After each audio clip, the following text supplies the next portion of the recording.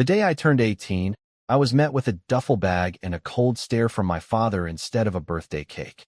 No candles, no dinner, not even a card. Just him standing by the front door, arms crossed, saying, "You're an adult now, figure it out," like he was quoting a movie line. My mom was behind him, silent, eyes fixed on the floor. I remember asking if this was a joke, my voice cracking like I was still 14, not technically a legal adult. But he didn't blink, just pointed to the bag, already packed, and said I had 10 minutes before he changed the locks. That was how I left home, not with a celebration, but with a cheap gym bag, $60 in my pocket, and no clue where I'd sleep that night. My name's Alex, and at the time, I had just graduated high school 3 days prior. I wasn't some rebellious teen. I wasn't getting into trouble. No drugs, no skipping class, no fighting. I had a part-time job at the local gas station, a 3.7 GPA, and a dream of maybe getting into community college if I could afford it. But none of that seemed to matter. The truth is, I'd always known I was the spare. My younger brother, Nathan, was the golden child. Even as a kid, I used to joke that he must have had a halo tucked somewhere in his closet. Straight A's? Sure, but so did I. But when he did it, it was brilliant. When I did, it was expected. He'd crash my bike and get a replacement the next day.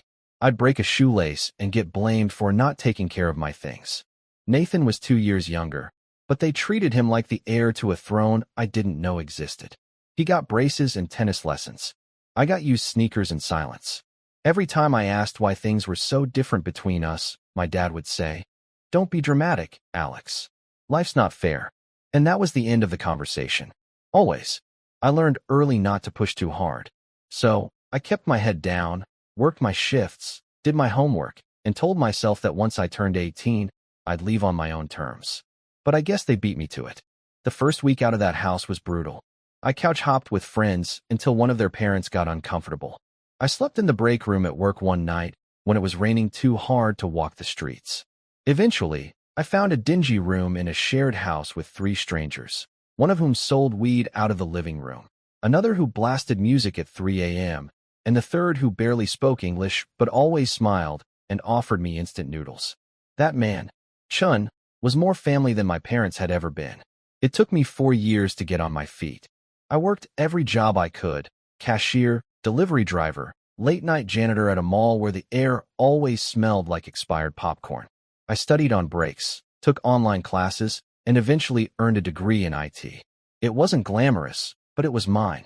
No help from my parents, no trust fund, no secret savings account. Just me, a busted laptop, and sheer stubbornness. By the time I hit 26, I was living in a clean 1-bedroom apartment in a decent neighborhood. I had a car that ran, a job that paid well, and, for the first time in my life, a sense of peace. Not happiness exactly. That came later. But peace. I didn't think about my family much. I didn't visit. Didn't call. I wasn't bitter, at least not consciously. I just figured, if I wasn't good enough for them then, I sure as hell wasn't going to beg now. And then, one Sunday morning, everything shifted again. It started with a knock. I was in sweats, just about to start some laundry, when I heard it. 3 sharp knocks, too firm to be friendly. I peeked through the peephole and froze. My mom. Behind her, slightly out of view, was my dad, arms crossed in that same posture I remembered from the day they kicked me out. My first thought wasn't, why are they here? It was, how do they even know where I live? I opened the door, but didn't step aside.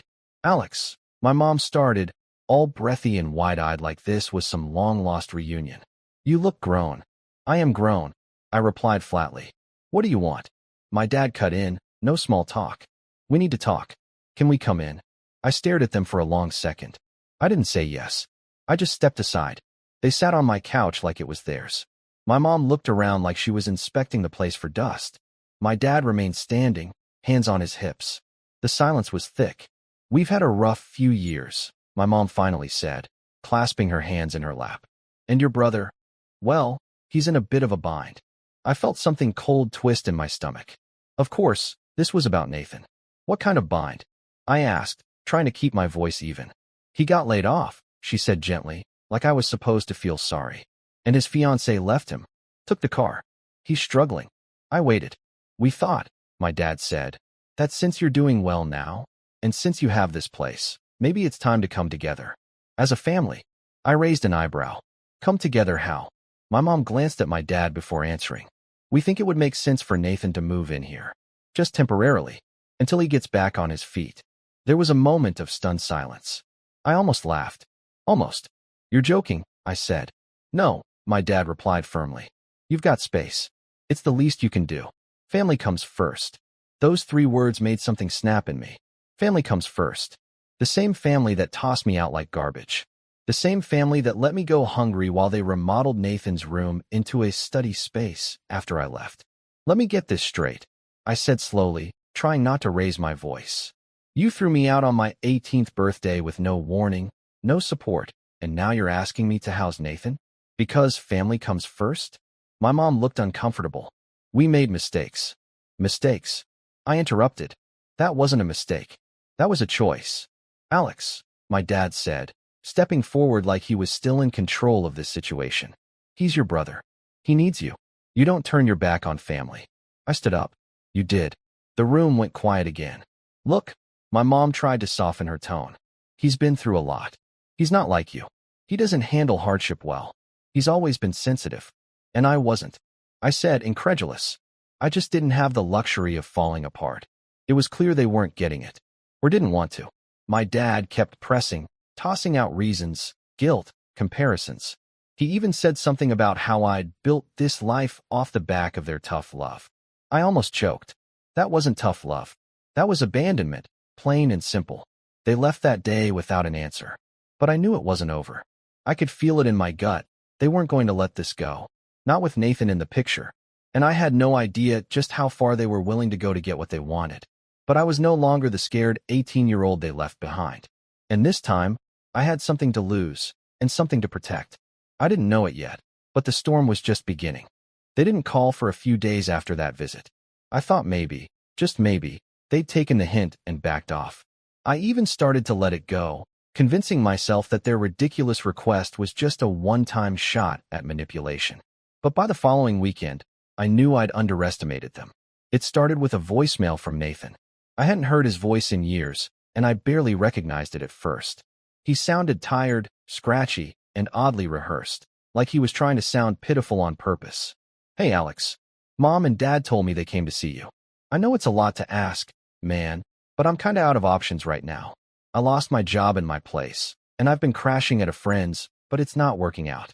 I could use your help. Just until I get back on my feet. Please call me. I didn't call him back. That wasn't me being cold-hearted. That was self-preservation. I knew how this would go. Nathan had always been able to coast on his charm. He had this disarming way of acting helpless, like he was a puppy who'd wandered into traffic. And people, especially our parents, would rush to save him. But not me. Not this time. I had scars they never even noticed, and I wasn't going to pretend they didn't exist just because Nathan was finally dealing with the consequences of his own life choices. Still, that voicemail started gnawing at me. Not guilt, more like dread. Because if Nathan was reaching out, that meant my parents had activated the next phase of their plan. And I wasn't wrong.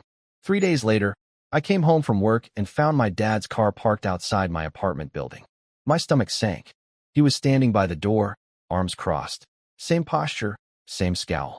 When I approached, he didn't move. Just said, "We need to talk." I didn't bother inviting him in. "We've been patient," he said, like I was a rebellious child refusing to eat my vegetables. "But you're being selfish." I laughed. I actually laughed. Selfish? You think I'm being selfish? You've got a stable life now. Nathan doesn't. You don't think your brother deserves a chance to? What he deserves, I said, has nothing to do with me. He stepped closer. You're part of this family whether you like it or not. No, I replied, staring him down. You made sure I wasn't. He didn't like that. His jaw tightened, and I saw a flash of anger in his eyes, not rage, but something worse. Entitlement. Like he believed, deep down, that everything I had was somehow his to bargain with. He didn't yell. He just said, "You'll regret this," and walked off. 2 days after that, I started getting unexpected texts from extended family. Cousins, an aunt I hadn't heard from in years, even a random Facebook message from someone who claimed to be a family friend. All of them saying some version of the same thing. It's not right to turn your back on family. Nathan's struggling, he needs support. You're doing well. Can't you help just a little? One cousin even said, wow, didn't realize success made you so heartless. It was coordinated.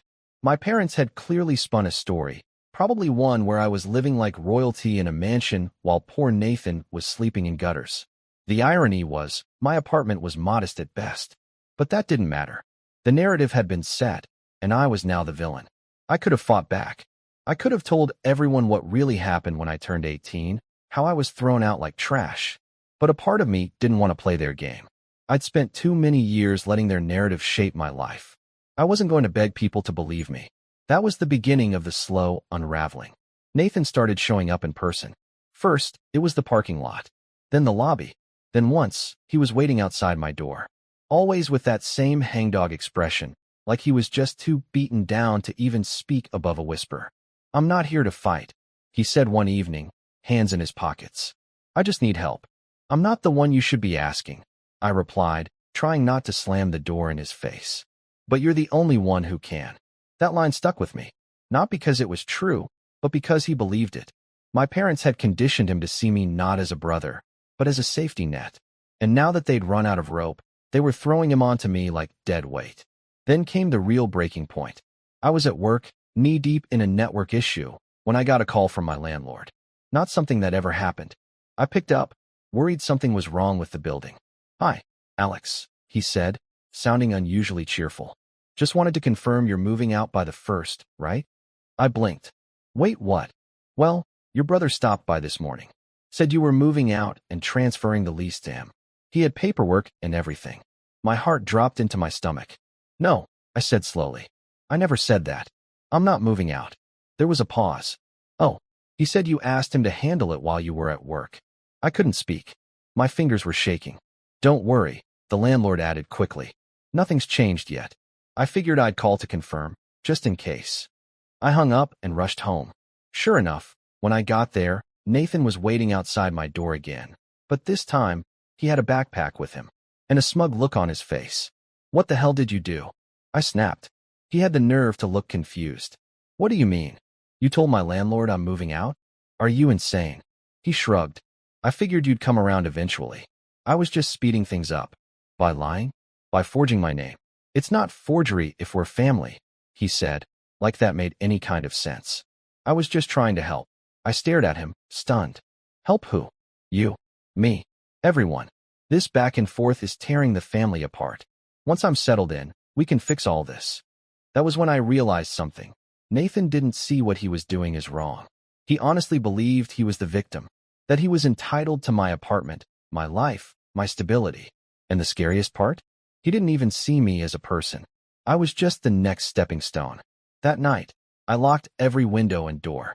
I texted my landlord and told him under no circumstances was anyone allowed to make changes to my lease but me. I changed my locks the next morning. I even bought a small camera to put in my entryway. I didn't care if it was paranoid. I needed proof if anything else happened. And it did. The next week, I came home to find my lock scratched. Not broken, but clearly tampered with. I checked the footage. It was my father. He had tried to break in. That was it. That was the moment I stopped waiting for them to be decent. The moment I accepted they weren't just entitled, they were dangerous. I wasn't going to defend myself anymore. I was going to prepare. And if they thought I'd sit quietly while they tried to dismantle my life piece by piece, they had no idea who they were dealing with. Because this time, I wasn't alone. And I wasn't playing defense anymore. Now I was planning something they would never see coming. When I watched that footage, my father, trying to pick my lock like some second-rate criminal, I didn't feel fear. Not at first. I felt cold. Numb. There was this strange, delayed silence in my brain, like my mind was buffering what I'd just seen. He didn't even wear gloves. No mask. Just a baseball cap and a jacket I recognized from my childhood, like he'd just come from the grocery store and decided to casually commit a felony on his way home. The only reason he didn't get in was because I'd changed the lock that morning. And in that moment, I realized something I hadn't allowed myself to feel in years. I was scared. Not because I thought they'd hurt me physically, though at that point, I wasn't ruling anything out, but because I'd finally accepted what I'd been denying since I was 18. They didn't love me. Not really.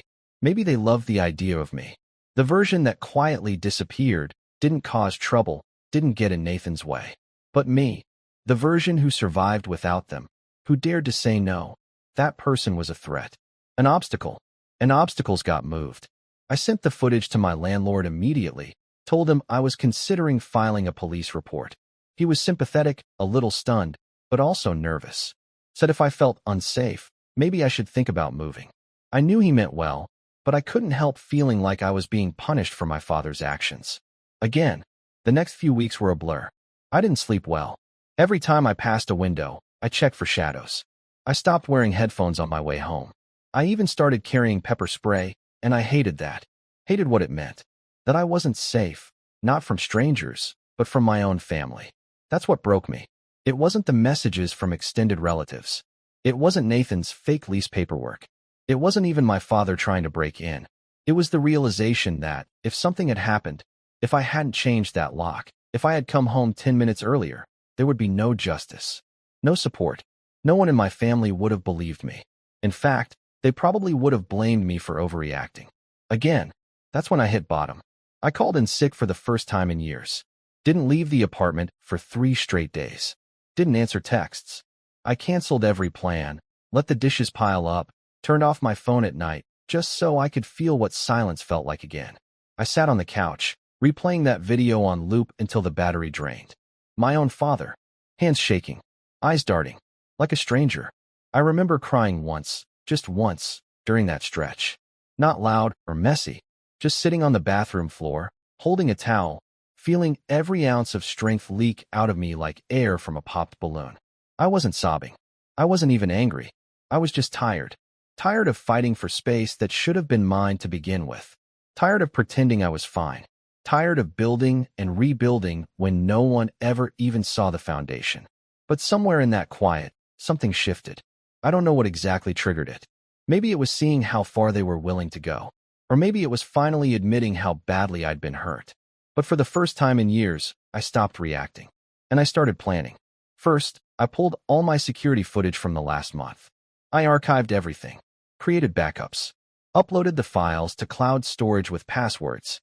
I documented every interaction. The voicemail, the text messages, even screenshots of Facebook comments from distant relatives parroting the same guilt trip language. I turned my apartment into a case file. Then I started locking down my life. I changed every password, set up 2-factor authentication on every account. I called my credit card companies, placed fraud alerts on my credit profile, and even pulled my credit report just to check. Nothing suspicious yet, but I wasn't going to wait. Next, I told my boss everything. Not the whole sob story, but enough. I told him I was dealing with a family situation. There might be people trying to contact me or show up at the office. To my surprise, he was incredibly supportive. Gave me a few days off to take care of what matters, and even offered to forward any unknown callers straight to voicemail. Funny how strangers show more grace than family. I used those days to meet with a lawyer. Found her through a friend of a friend. A quiet, serious woman named Jordan who listened without flinching. I laid out everything. The eviction at 18. The sudden reappearance. The manipulation. The attempted lease fraud. The break-in. The surveillance footage. The paper trail. She didn't interrupt. She didn't act shocked. When I finished, she leaned forward and said, "You have grounds for a restraining order. And maybe more, depending on how far this goes." For the first time in weeks, I exhaled. That conversation sparked something in me I hadn't felt since I was a teenager. Control. Not revenge. Not yet. But power. And that was enough to start healing. In the following months, I shifted my focus inward. I enrolled in a certification course I'd been putting off for years. Something about cloud infrastructure and data security. Boring to most, but to me it was a ladder. Every night, I came home, made dinner, and studied. No distractions. No drama. Just progress. I started seeing a therapist, too. Just once a week at first. Then twice. Her name was Elena, and she didn't coddle me. She called out my avoidance. She gently pointed out my patterns. She helped me realize I wasn't broken. I'd just been surviving on autopilot for so long. I didn't know how to feel safe even when I was safe. One session, I told her I didn't think I'd ever fully trust anyone again. She said, "Maybe you don't have to. Maybe it's not about trusting everyone. Just learning how to trust yourself not to let them get too close." That stuck with me. Over time, I made new friends. Real ones. People who didn't want anything from me. I joined a running group, which, if you knew me, would sound hilarious. And somehow, sweating alongside strangers made me feel human again. I even started dating casually. Nothing serious. But I smiled more. Laughed, even. Sometimes I caught myself walking around my apartment, just content. I hadn't felt that in a decade. But that peace came with clarity. Because even though I was rebuilding, piece by piece, breath by breath, I hadn't forgotten. They were still out there. Still lying. Still twisting my story into something unrecognizable. And while I didn't want to live in the past, I also wasn't about to let it rewrite itself without a fight. Especially because of what came next. It started with a letter. Not a text. Not a knock. A formal letter, mailed to my apartment. Handwritten return address. No stamp, just slipped into my mailbox. It was from my mother. I stared at the envelope for 10 full minutes before opening it. The letter was 3 pages long. Neat handwriting. The same loopy cursive she used to write on birthday cards, back when she still remembered to buy them. It started off with the usual, "We miss you. We never meant to hurt you. Things were hard back then." Then it shifted. She wrote that Nathan was going through a deep depression and had begun making serious plans to fix his life. She said they wanted to transfer the family home to him, to give him a fresh start, but that some paperwork still had my name listed as an heir from years ago, when my grandfather left a small inheritance to me and Nathan jointly. She asked me to sign a few things. Said it was just a formality. Said it was just paperwork. I folded the letter, set it on the table, and sat there for a long time. It wasn't just about the apartment anymore. They were after something bigger now. Something tied to family property, inheritance, land, things I didn't even know I had a legal tie to. But they knew. They always knew. And they'd kept quiet until they needed something. Until he needed something. That night, I didn't cry. I didn't shake. I didn't feel broken. I felt focused. Because this wasn't just about survival anymore. This was about setting the record straight, legally, financially, and emotionally. And for the first time in my life, I was going to write my own ending. But first, I had to gather every piece of the puzzle they thought I'd forgotten. And once it was all in place, they'd finally understand what it felt like to be on the outside looking in. By the time I finished reading my mother's letter for the 3rd time, I wasn't just suspicious, I was certain. They were trying to erase me. Not metaphorically, legally, quietly, permanently. The wording wasn't angry or threatening. That's what made it worse. It was sanitized, coated in that fake kindness they used to use when I was a kid asking why Nathan got dessert and I didn't.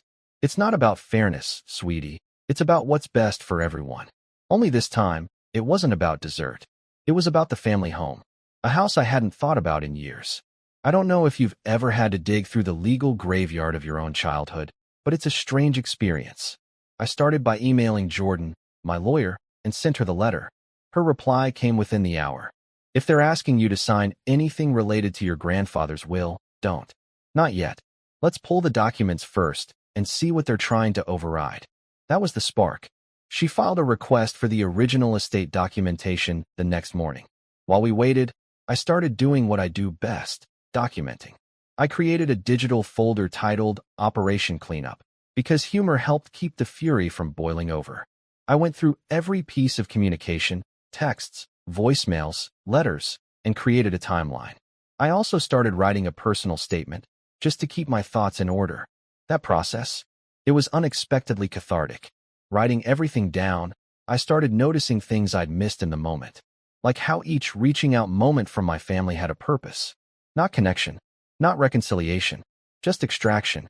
They only ever contacted me when they needed something. The groceries when I was 14 and Dad forgot his wallet? That turned into a "you owe us for raising you" argument by dinner. The time I gave Nathan my laptop when his broke in high school turned into him telling everyone I was so generous, while our parents acted like it was a birthday gift they gave him. Even now, after a decade of silence, they hadn't come back to apologize. They came back with a plan. Well, now I had one too. 2 days later, Jordan called. "I've got something," she said, her voice low, even though I was on speaker in my own apartment. "The inheritance. Yep, your grandfather left a joint trust, split 50-50 between you and Nathan. But here's the thing, the house your parents live in, it was never theirs to keep. It was bought under that trust, and your grandfather's instructions were explicit." "What kind of instructions?" I asked, heart hammering. "If the property is sold, proceeds must be split evenly. If it's kept, both heirs must consent to any transfer of title. They can't sign it over to Nathan without your permission. I sat in stunned silence. They'd been living there for over a decade. They must have known, or at least suspected, which meant this whole time, they were hoping I'd either never find out or be naive enough to sign it away without asking questions. Jordan continued, "If you want, we can put a formal block on any attempts to transfer ownership, but it might alert them that you know." "No," I said slowly. "Let them think I'm still considering it. I want them to get comfortable." She was quiet for a second. "Alex, are you planning something?" "I'm planning to make sure they never try this again." The setup took weeks. Step 1 was information. I requested property tax records, deed history, and every document tied to the trust. Jordan handled most of the legal side, but I wanted to understand it. The more I read, the angrier I got. They'd manipulated loopholes, skirted co-ownership clauses, and basically lived off my inheritance while pretending it was their God-given right. Even their renovation permits listed Nathan's name as future beneficiary. Step 2 was silence. I didn't respond to the letter. I didn't call. I didn't push back. And that drove them nuts. A week later, I got a follow-up note from my mom. Shorter, more emotional, filled with underlined words like family and unity and legacy. There was even a little line at the end that made me laugh out loud. "We hope you're not letting old wounds cloud your judgment." Cloud my judgment?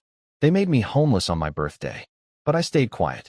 Let them believe I was still the hesitant, soft-spoken kid they booted at 18.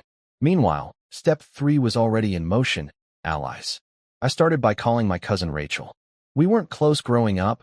She lived across the state, but we'd always gotten along.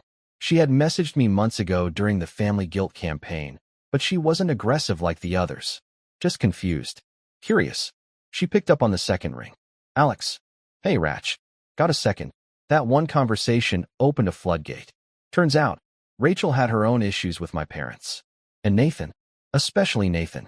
At a family reunion a few years back, he'd cornered her husband about investment opportunities, trying to sell him on some shady crypto project.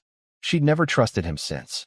Once I told her what was really going on, the property, the trust, the manipulation, she was furious.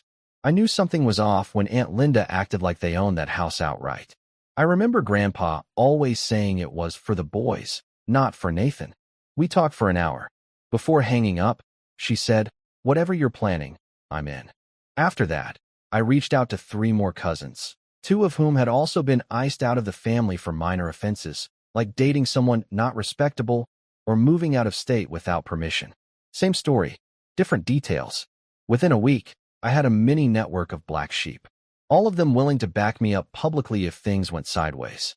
Some of them had old photos, letters, even voicemails that hinted at the trust situation, evidence that would further establish that my parents knew the terms and just chose to ignore them.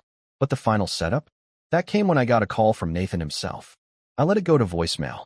His tone had shifted again, no longer pitiful. Confident. A little smug. "Hey, Alex. Look, I know you're taking your time with the paperwork, but just a heads up. Mom and Dad are getting everything finalized with the lawyer. We're hoping to wrap things up this month. It'd be easier if you just signed and sent it over, but I get it. Sometimes you gotta feel like you're in control. Just don't take too long. Family's watching." That message was the last piece I needed. They were moving forward. Illegally. And they'd left a breadcrumb trail of intent in writing. Perfect. The next morning, I met Jordan at her office and outlined my final plan. We drafted a cease and desist letter to their lawyer, citing the exact clauses of the trust they were violating. But instead of sending it immediately, we waited. I wanted to time it perfectly. I knew Nathan's birthday was coming up. They always made a big deal about it. Family dinner, gifts, emotional speeches about his potential. If they were going to make a formal announcement about the house, that'd be the night. Jordan agreed to be on standby with the letter and injunction paperwork, just in case. But I had one more card to play. A week before the birthday dinner, I made a quiet call to a local investigative journalist, someone who'd covered shady real estate deals before. I sent over the public trust documents, the family letter, and a redacted version of the voicemail. Just enough to get them interested. And they were. Turns out, inheritance fraud tied to elderly estates was a hot topic, especially when one sibling had been kicked out at 18 and the other was trying to force them out of their share years later. I didn't tell them everything. Just enough for now. Because the revenge wasn't complete yet. But the trap? It was set. And I was done playing nice. The night of Nathan's birthday dinner, I didn't sleep. Not from nerves, not from fear. From focus. Everything was ready. The documentation had been reviewed, the legal response drafted, and my phone was charged at 100%. I even set a reminder titled "Drop the Hammer" at exactly 7:30 p.m., just in time for the big family speech I knew my father would give. Jordan was standing by with the court injunction. The journalist had already emailed me twice asking if I had a comment to include in their final draft, which was set to go live that weekend. This wasn't revenge out of anger. That would have been easy. This was revenge born from survival. From 10 years of silence. Of being erased. It wasn't about punishing them. It was about reminding them that I exist. I dressed in a plain black button-up. Not to show up in person, but because I wanted to look put together when I FaceTimed Rachel. She was already at the birthday dinner, seated at the far end of the table like an outsider. She'd agreed to go on one condition, that she record everything. At 7:24, she texted, "He's starting." Then, at 7:28, "They're bringing out a giant cake." Dad just stood up with a glass. I opened my laptop, clicked into the shared drive folder I'd titled Inheritance Audit, and made sure everything was visible and time-stamped. Emails, voicemails, texts, copies of the trust, the letter from Mom, Nathan's smug voicemail, all of it. And then I waited. Rachel called me at 7:33.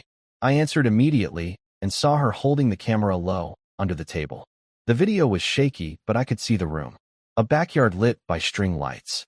Nathan at the head of a long outdoor table, wearing a polo shirt and a fake grin. My parents standing on either side of him, beaming like politicians. My dad raised a glass.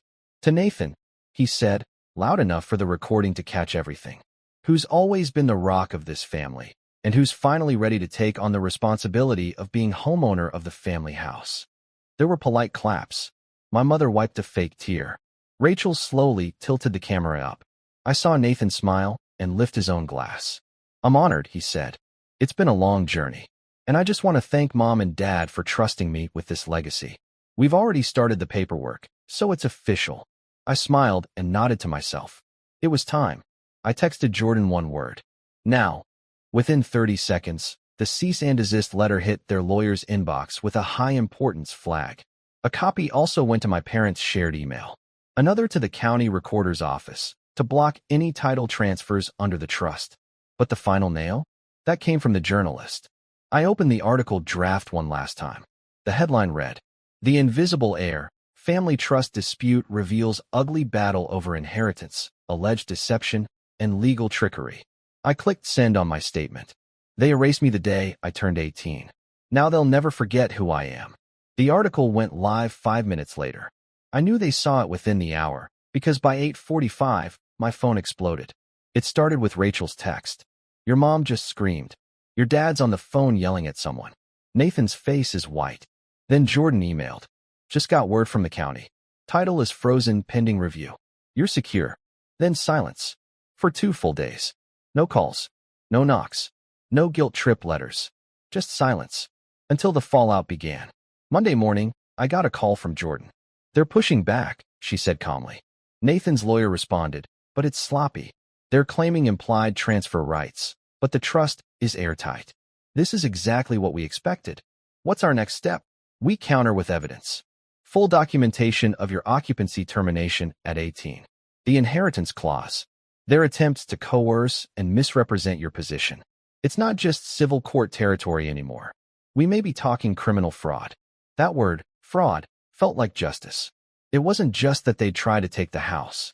It was the fact that they'd planned it so carefully, assuming I wouldn't fight back. That I was still the weak one. The invisible one. But the truth was, they never bothered to check who I'd become. Over the next 2 weeks, the article picked up traction. Not viral, but enough to stir some attention in our small town. A few neighbors reached out, asking if I was okay. One even said, "Your dad always talked about how proud he was of his 2 sons. Didn't know they meant one." I didn't reply. Let the truth do the talking. Legally, the house was locked in a holding pattern. Any sale or title transfer was impossible without my signature. Their lawyers started backing off. Fast. especially when Jordan filed a formal report with the State Bar Association citing ethical violations in the attempted deed transfer without full heir consent. That got their attention, but the real fallout? It happened within the family. Word started to spread. Rachel told me that Aunt June confronted my parents at church and asked if the article was true, that she'd always wondered why I never came around anymore, that maybe they owed me more than a phone call. Then my cousin Will posted the article on Facebook with the caption, "Funny how some people forget who helped build the foundation when they're decorating the living room." One by one, the cracks deepened. My parents tried damage control.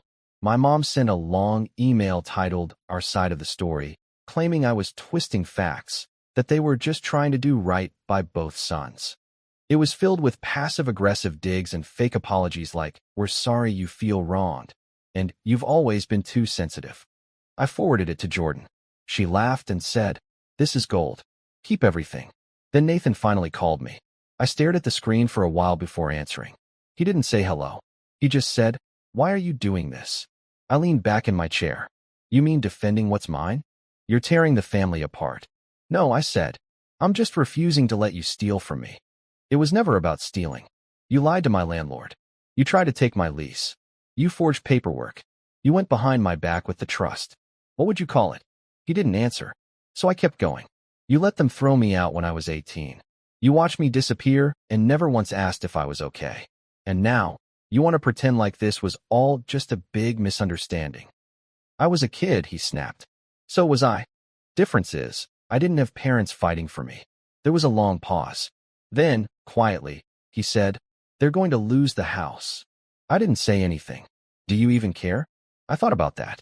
About how many nights I spent wondering why I wasn't enough. About the times I'd rehearsed family conversations in my head just to feel sane. About the empty birthdays. The lonely holidays. The silence that swallowed my 20s whole. "No," I said finally. "I care that they remember why." A month later, the final paperwork came through. The house was to be sold. Per the trust, I would receive half of the proceeds, over $180,000. My parents would need to vacate within 90 days. Jordan handled the logistics. I never saw them in court, but I did get one last envelope. No return address.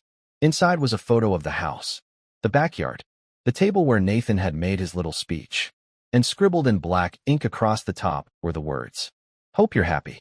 I pinned it to my fridge, not as a trophy, but as a reminder that silence doesn't mean weakness, that distance doesn't mean defeat, and that sometimes the best way to get the last word is to build a life where they don't get a say at all. And that's exactly what I did.